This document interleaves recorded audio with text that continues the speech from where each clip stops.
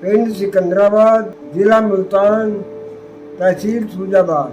वो पिंड बड़ा वड्डा सी। उत्थे फर्स्ट क्लास एक मार्केट सी सिकंदराबाद। दो पोर्शन बने हुए थे। एक वड्डा सारा गेट लगाया सी। अंदर शहर बोलते सन।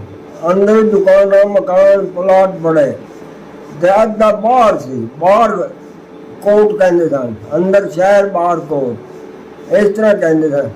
ऐसे मतलब है वो तू जिसले आए कोई हफ्ता 10 दिन तहसील सूजाबाद थी, उत्ते आके बैठे रहे। गड्डी की इंतजार करनी होनी सी। हवाई जहाज आया उत्ते साढ़े सिकंदराबाद के पर्चियां छुटिया में जड़े हिंदू भाई ने उन्होंने हिंदुस्तान अलाट कर दिता है। ये पाकिस्तान बन गए मुसलमान, हिंदू सारे हिंदुस्तान जान गए। आदमी जड़े सन वड्डे ਉਹਦੇ ਮਾਲ ਗੱਡੀ ਤੇ ਆਏ ਸਨ। ਸਵਾਰੀ ਗੱਡੀ ਨਹੀਂ ਸੀ, ਉਹ ਮਾਲ ਗੱਡੀ ਉੱਤੇ ਛੱਤਾਂ ਤੇ ਬੈਠੇ ਸਨ ਸਾਡੇ ਆਦਮੀ। ਮੁਸੀਬਤ ਪਾਣੀ ਦੀ ਪਿਆਸ ਲੱਗੇ, ਪਾਣੀ ਨਾ ਮਿਲੇ। ਇੱਕ ਸਟੇਸ਼ਨ ਤੇ ਰੁਕੀ ਗੱਡੀ, ਉੱਥੇ ਅਸੀਂ ਹਾਲ ਬਾਤ ਪਿਤਾ ਜੀ ਪਾਣੀ, ਪਿਤਾ ਜੀ ਪਾਣੀ। ਉਹ ਇੱਕ ਗਾਗਰ ਲੈ ਕੇ ਗਏ ਪਾਣੀ ਭਰਨ, ਗੱਡੀ ਤੁਰ ਪਈ। ਉਹ ਗਾਗਰ ਉੱਥੇ ਛੱਡ ਕੇ ਉਹਨੂੰ ਲੱਗ ਕੇ ਹੁੰਦਾ ਟੂਟੀਆਂ ਜਾਂਦੀਆਂ ਸਟੇਸ਼ਨ ਨਹੀਂ ਸਨ ਆਉਂਦੇ। ਬਾਅਦ ਪਿਛਲੇ ਡੱਬੇ ਤੇ ਗਾਗਰ ਵਾਲੇ ਡੱਬੇ ਤੇ ਆ ਕੇ ਚੜੇ ਸਾਡੇ ਪਿਤਾ। अगले स्टेशन में आके फिर सानू मिले। ऐसा सुख चैन का आराम किया भाई, वाकई सबर किया आराम ना। रेलगड्डी से आए सन, 6 दिन लग गए सन। लाहौर तो मेरा क्या अटारी आया थे। अटारी तो फिर अटारी से आए, उसे नारे लगे हिंदुस्तान जिंदाबाद, हिंदुस्तान जिंदाबाद। अपने हिंदुस्तान आ गए हैं। पाकिस्तान मार काट में बड़ी मुश्किल बच के आए। फिर तो सीधे रोहतक छड्या गड्डी। रोहतक फिर 5-10 दिन 15 दिन उत्थे रहे सी। मोटरसाइकिल कहने लगे तुम करनाल आट होया है, करनाल जाओ। फिर करनाल आए असी। इस तरह कोई महीने 2 महीने करनाल टेंट ला के तंबू बना के वो था सन दिता सी कैंप विच। उत्थे बैठे रहे 15-20 रोज। साढ़े पिता जी बाहर फिरन लकड़ा लुकड़ा चुन के ले जान, आग बाल नहीं होनी सी। फिर काचे पिंड कोई कारोबार चलाइए होते क्यों पाकिस्तान असी दुकानदार सा, और कम जानते नहीं सा। मैं कोई दुकान पा लांगे पिंड, पैसा पल्ले नहीं सी। पिंड से थोड़े पैसे कम चल जाता है। 5 किलो घ्यो ले आके 5 किलो चीनी ले आके दुकान में सौदा रख के ना ऐसा कम चलाया। स्कूल दूसरी क्लास पढ़ता सा। आज भी उर्दू याद है। उस वेले मतलब होशियार सा मैं पढ़ाई हुई। इतिहास में पहली दाखिल हुए थे। वो भी 2 साल धक्के खाते रहे, कदे रोहतक कदे करनाल कदे इतने सेटिंग होने बाद किसी गाने बहने सा। फिर जोड़ा कोई हो जिम्मेदार कहना सी ये सानू रात हो गया, तू चलो दूध मकान था। इस तरह मतलब कई मकान बदले। इस मकान से आए कोई 1 साल बाद, सन 1948 बाद जाए।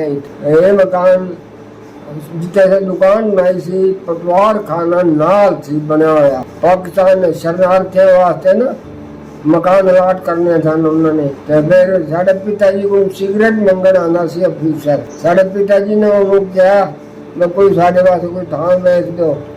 सानू यही मकान उन्हें अलाट कर दिता। इतने असी रहे। मेरे दादाजी सन, उन्होंने 4 लड़के 1 लड़की। पिताजी ने उन्होंने पालिया। दादाजी बहुत बूढ़े सन। पिताजी ने उन्होंने पालिया पोसिया। मुड़ लगभग 10 साल बाद साढ़े गवर्नमेंट ने ऐलान किया भाई, लगभग 1958 में ऐलान किया भाई जेरे औरतां विधवा ने उन्हें विधवा आश्रम में भेजो। साढ़े दादाजी गुजर गए तो फिर साढ़ी दादी भी 4 चाचे विधवा आश्रम भेजा रोहतक। वो कई साल रोहतक रह गए ने। 4 चाचे सन। एक चाचा मेरी आन लगभग 1.25 महीना बड़ा सी। मेरे तो सिर्फ 15 रुपये महीना एक मैंबर को मिलती सी। होते पैसे समझो जरा गुजारे लायक जड़े पैसे 15 महीना। मेरी दादी 6 जी सन, 4 चाचे, एक बुआ एक दादी। 90 रुपये महीना उन्होंने मिलता सी। उस टाइम सब चीज सस्ती होनी सी। 90 रुपये नाल फर्स्ट क्लास कम चल जाता सी, बड़ा वधिया। ਉਹ ਜੋ 5-10 ਰੁਪਏ ਦਾਦੀ ਸਾਡੀ ਬਚਾ ਲੈਂਦੀ ਸੀ।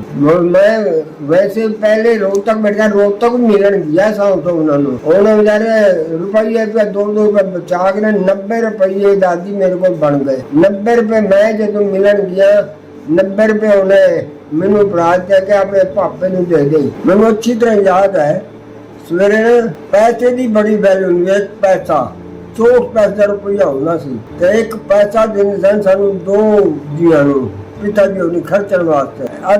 ਅੱਧੇ ਪੈਸੇ ਨੂੰ ਅਧੇਲਾ ਕਹਿੰਦੇ ਸਨ।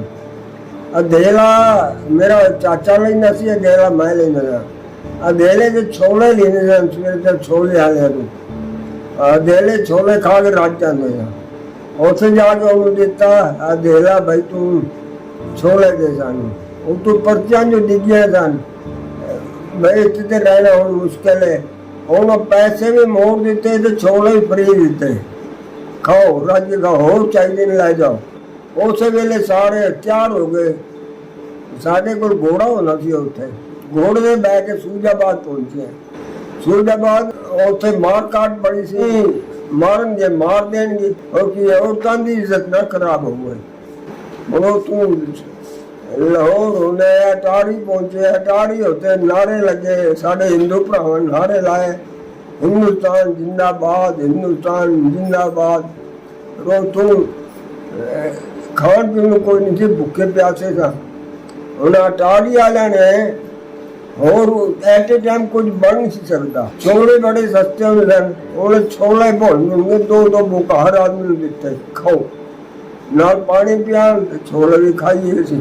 ਫਿਰ ਉਹ ਤੋਂ ਸਿੱਧੇ ਰੋਹਤਕ ਆਪਣੇ ਸੀ। ਰੋਹਤਕ ਨੂੰ ਫਿਰ ਸਾਨੂੰ ਆ ਗਏ, ਰੋਹਤਕ ਪਹਿਲੇ ਕਰਨਾ ਹੈ ਸਾਡੇ ਜਿਹੜਾ ਮੁਲਤਾਨ ਨੂੰ ਅਲਾਟ ਹੋਇਆ ਸੀ। ਮੁੜੇ ਜੰਗ ਵਾਲੇ ਕੁਝ ਜ਼ਿਆਦਾ ਸ਼ੈਤਾਨ ਹੁੰਦੇ ਸਨ, ਜੰਗ ਜ਼ਿਲ੍ਹੇ ਵਾਲੇ। ਉਹਨਾਂ ਆ ਕੇ ਦਾਵਾ ਬੋਲਦਾ ਕਿ ਜੰਗ ਸਾਨੂੰ ਅਲਾਟ ਹੋਇਆ ਹੈ, ਜੰਗ ਵਾਲਿਆਂ ਨੂੰ ਰੋਹਤਕ। ਜੰਗ ਵਾਲੇ ਰੋਹਤਕ ਚਲੇ ਗਏ। ਅੱਜ ਵੀ ਰੋਹਤਕ ਜੰਗ ਜ਼ਿਲ੍ਹੇ ਤੇ ਜ਼ਿਆਦਾ ਨੇ, ਕਰਨਾਲ ਮੁਲਤਾਨ ਜ਼ਿਲ੍ਹੇ ਤੇ ਜ਼ਿਆਦਾ ਨੇ। ਮੈਂ ਚੌਥੀ ਪੜ੍ਹਦਾ ਸਾਂ, ਹਿੰਦੀ ਪੜ੍ਹਨ ਲੱਗੇ ਨਾ, ਮਤਲਬ 10 ਸਾਲ ਦਾ 13-14 ਸਾਲ ਦਾ ਜਦੋਂ ਚੌਥੀ ਪੜ੍ਹਦਾ ਸਾਂ। 10 ਸਾਲ ਦਾ ਹਿਸਾਬ ਨਾਲ ਸਕੂਲ ਦਾਖਲ ਹੋਇਆ ਸਾਂ ਇੱਥੇ ਆ ਕੇ। ਉੱਥੇ ਸਾਨੂੰ ਮਤਲਬ ਗਵਰਨਮੈਂਟ ਗ੍ਰਾਂਟ ਦਿੱਤੀ 20 ਰੁਪਏ ਹਰ ਲੜਕੇ ਨੂੰ। ਜਿਹੜਾ ਹਿੰਦੂ ਦਾ ਲੜਕਾ ਹੈ ਸਕੂਲ ਵਿੱਚ ਹੁਸ਼ਿਆਰ ਹੋਵੇ, ਅੱਛਾ ਹੋਵੇ, ਉਹਨੂੰ 20 ਰੁਪਏ ਗ੍ਰਾਂਟ। 20 ਰੁਪਏ 2-2 ਦਾ ਨੋਟ ਉਹਨੇ ਦਿੱਤੇ, 20 ਰੁਪਏ ਮੈਂ ਲਾਇਆ ਕੇ ਪਿਤਾ ਜੀ ਨੂੰ ਆ ਕੇ ਦਿੱਤੇ, ਇਹ ਗ੍ਰਾਂਟ ਮਿਲੀ ਹੈ। ਗਵਰਨਮੈਂਟ ਨੂੰ ਇਹ ਹੈਲਪ ਸਾਡੀ ਕੀਤੀ ਸੀ। ਕਾਚਵਾ ਕਰਨਾਲ ਵੀ ਕਾਫੀ ਦਿਨ ਬੈਠੇ ਰਹੇ। ਕਰਨਾਲ ਪੈ ਜਿਹੜਾ ਹੁਣ ਰਾਮਨਗਰ ਵੱਡਾ ਹੈ, ਰਾਮਨਗਰ ਤੰਬੂ ਲਾ ਕੇ ਬੈਠੇ ਸਾਂ। ਸ਼ਹਿਰ ਸਟੇਸ਼ਨ ਤੋਂ ਪਰੇ ਸ਼ਹਿਰ ਜਿਹੜਾ ਹੁੰਦਾ ਸੀ ਨਾ, ਲਗਭਗ ਇਸ ਤਰ੍ਹਾਂ ਸਮਝੋ ਬਈ ਐਵਰੀ ਮੰਡੀ ਦੀ ਸ਼ੁਰੂ ਹੋਣਾ ਸੀ। ਐਵਰੀ ਮੰਡੀ ਹੈ ਉੱਥੇ ਕਰਨਾਲ, ਉਹ ਤੋਂ ਉਰਾਂ ਬਾਗ ਸਨ ਸਟੇਸ਼ਨ ਤੱਕ। ਐਵਰੀ ਮੰਡੀ ਦੇ ਸਟੇਸ਼ਨ ਤੱਕ ਬਾਗ ਸਨ, ਖੇਤੀ ਹੁੰਦੀ ਸੀ ਤੇ ਨਹਿਰੀ ਪਾਣੀ ਦਾ ਖਾਲਾ ਚੱਲਦਾ ਸੀ। ਨਹਿਰੀ ਪਾਣੀ ਦਾ ਉੱਥੇ ਐਵਰੀ ਮੰਡੀ ਦਾ ਖਾਲਾ ਚੱਲਦਾ ਸੀ।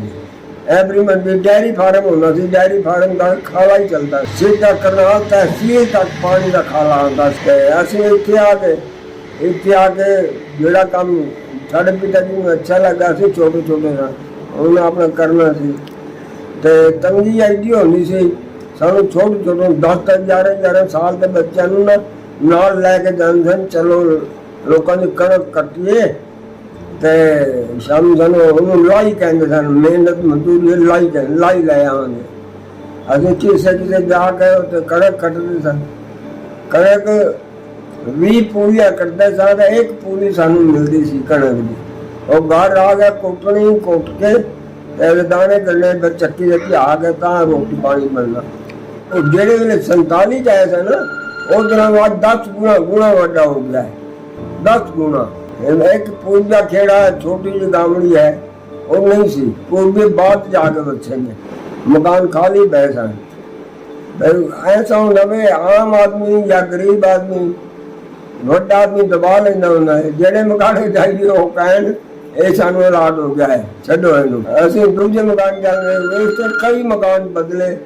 ਮੋੜੋ ਵਿਚਾਰੇ ਪਟਵਾਰੀ ਤਹਿਸੀਲਦਾਰ ਨੇ ਸਾਨੂੰ ਜਿਹੜੇ ਮਕਾਨ ਬੈਠੇ ਇਹ ਅਲਾਟ ਕਰ ਦਿੱਤਾ।